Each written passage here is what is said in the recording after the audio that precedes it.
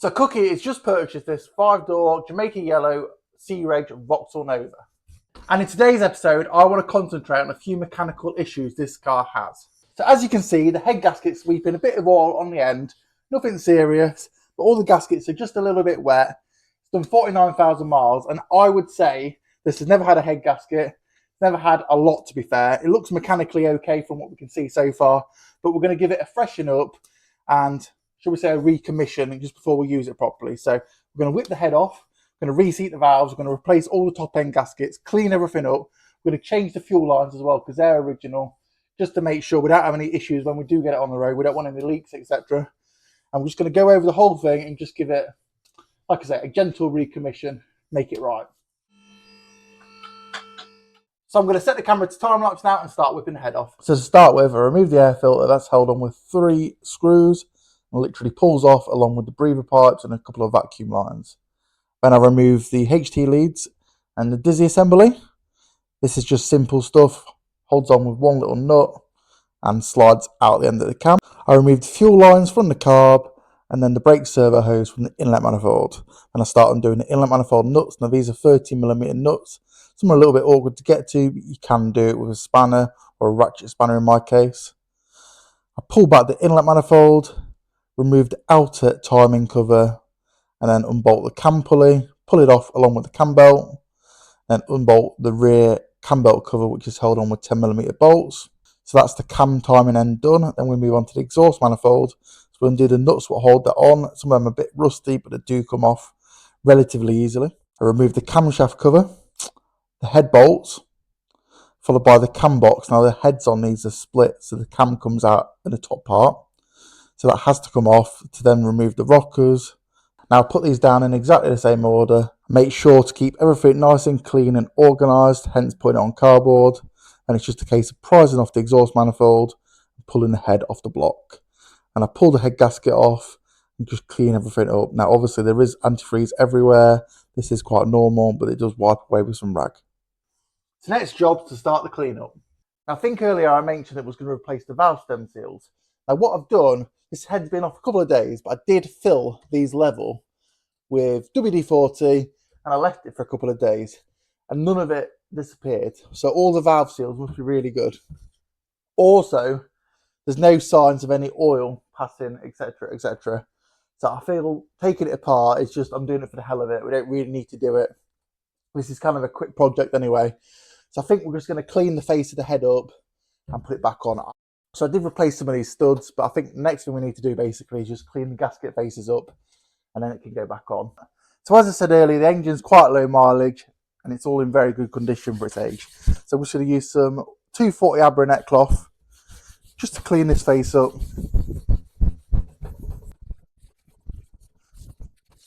So the head face is done and now it's just a case of getting some of this old gasket off the inlet face. As you can see, it's all in really good condition. It comes off easily with a Stanley blade.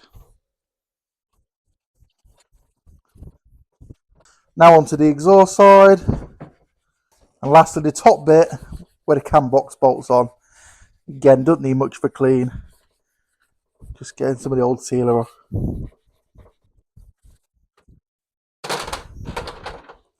There's the new studs. They are the same length as the originals. So I wind the studs in by hand and then tighten them with some grips. And then I turn my attention to the cylinder block. I use one of these nylon attachments on the drill, which cleans up the face really nicely. And then a little bit of sandpaper for the awkward areas. I then clean the inlet manifold up in basically the same way as everything else. I then blow out all the threaded holes with an airline just to make sure there's no oil or dirt or debris left in there. So when I tighten the bolts up, it doesn't hydrolock. So all the gasket faces are cleaned. I've blown out the bolt holes just to stop them from hydrolocking when I torque the head down. And I've drained a bit more coolant out, so it's not quite at the top. So yeah, everything's cleaned. It's also on top dead center on number 1, as you can see there. And Cookie's just turned up with some parts, haven't you, mate? After being soaked and all good. Yeah. Bank holiday weekend, guys. Very wet. Right, let's crack on. Let's do it. Right, so I've just degreased the cylinder head with some petrol, then washed it off with some brake cleaner. Gasket sets arrived, so we've popped it on. Obviously, this has already been cleaned. Now it's time to put the head on. As you can see, that's looking much, much cleaner. It's in really good condition.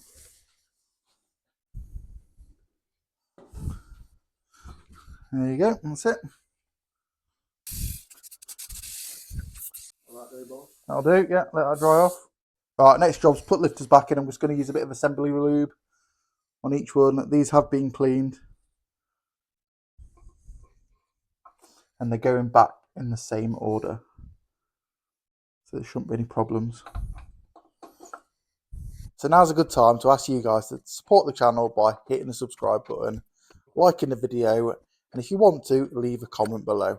I do respond to all the comments, so please comment away. Right, next job, I'm going to put a little bit of sealer around this cam box here. So if you just get us a bit of rag, mate, I'm just going to clean this off. Okay. So I'm using just a smear of Victorine's gasket sealer on this. Really good stuff. I always comment about it. Highly recommend the stuff, and it gives a nice factory finish. Again, cam is timed up.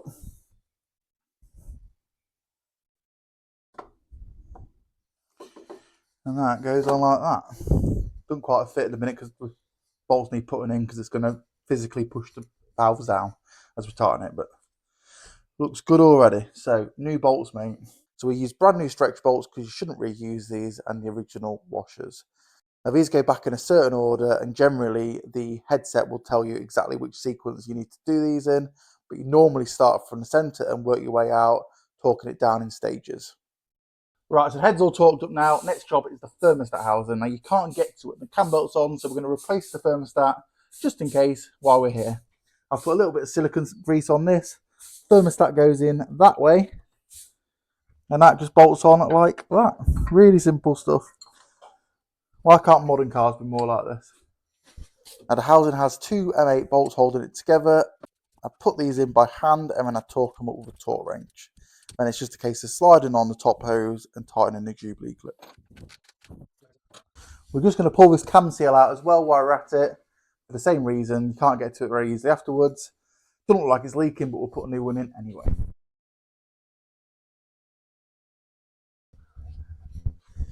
Woohoo, one seal. Right. A little bit of assembly lube on the new one.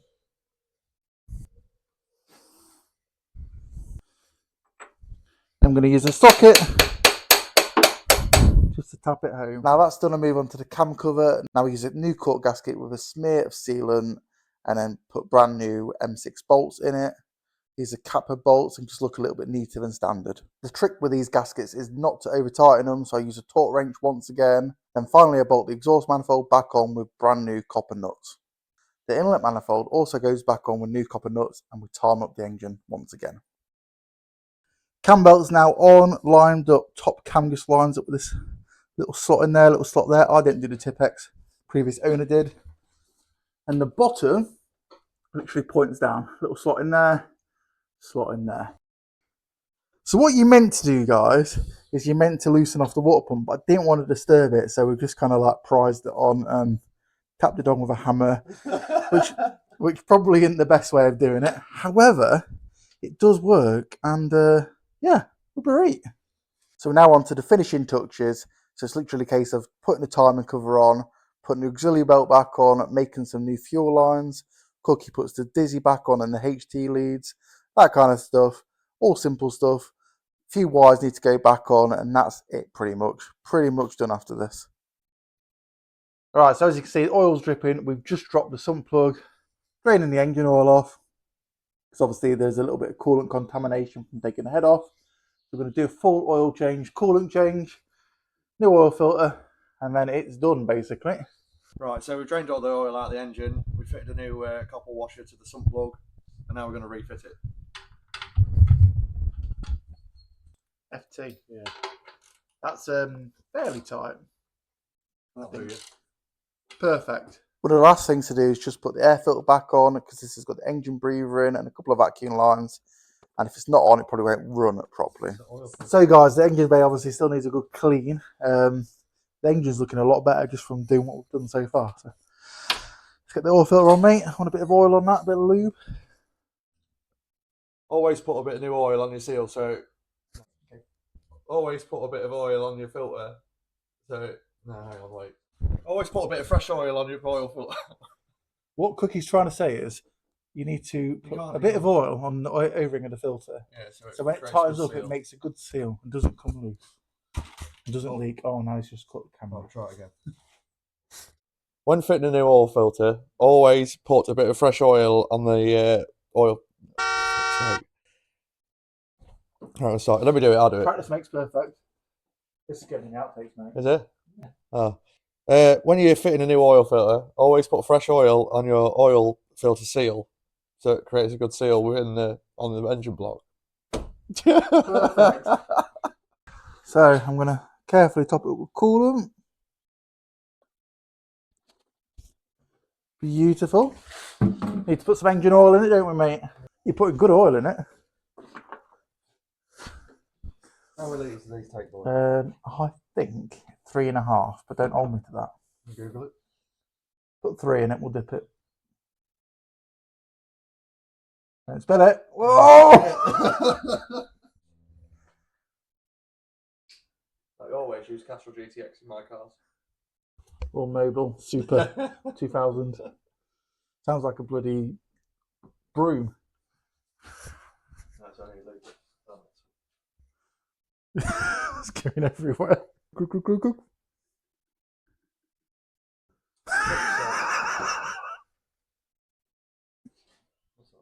Hold it on its side like that and pour and it won't spill so easily.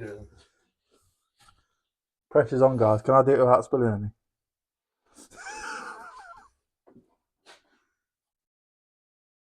Look at that. Watching the master at work. How much has it got in it? What? 5 litres? No, not that.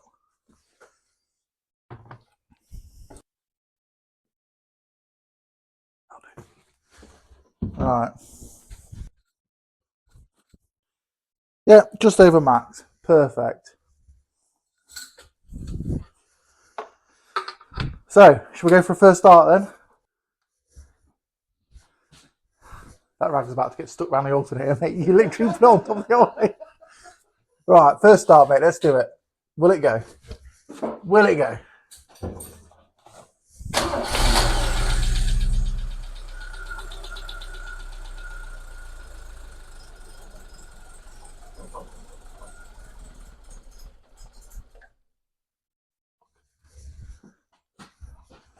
Go on. Take 2 or not? Let's go.